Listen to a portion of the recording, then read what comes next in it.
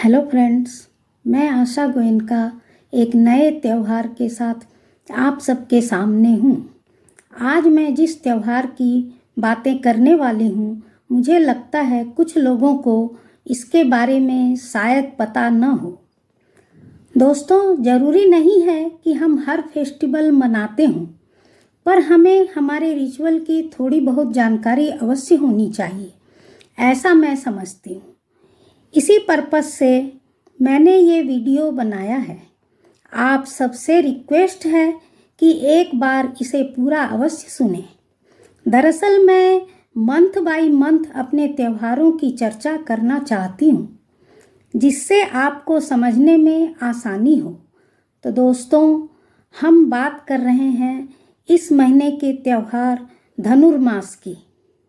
ये पर्व 16 दिसंबर से शुरू होकर 14 जनवरी तक संपूर्ण होता है।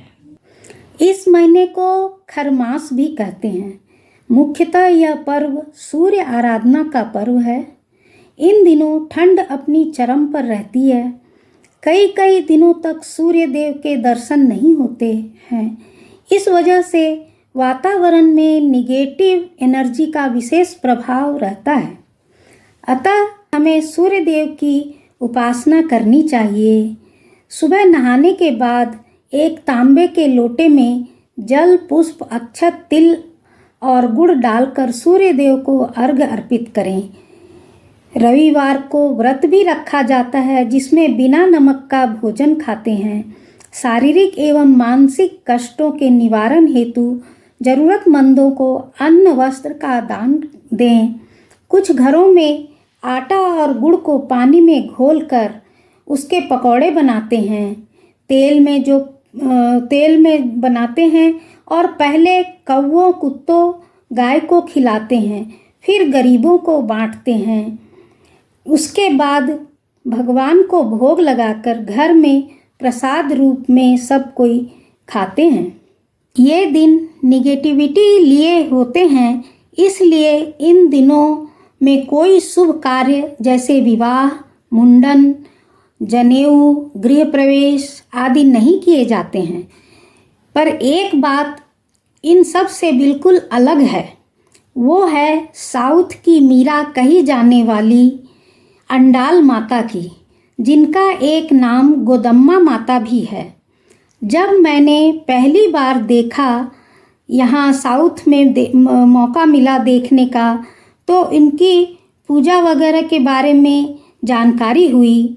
दोस्तों, आपने साउथ के मंदिरों में देखा होगा, शेष शैया पर लेटे हुए विष्णु जी के पास 2 देवियाँ विराजित हैं।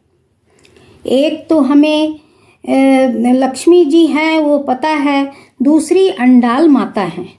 शॉर्ट में मैं संक्षेप में इनके बारे में आपको कुछ बताना चाहूँगी कि ये बचपन में ही श्री कृष्ण भक्ति में लीन थीं। जब विवाह योग्य हुई तो पिता ने इनका विवाह करवाना चाहा, तो बोली, मैं तो सिर्फ श्री कृष्ण से ही विवाह करूँगी।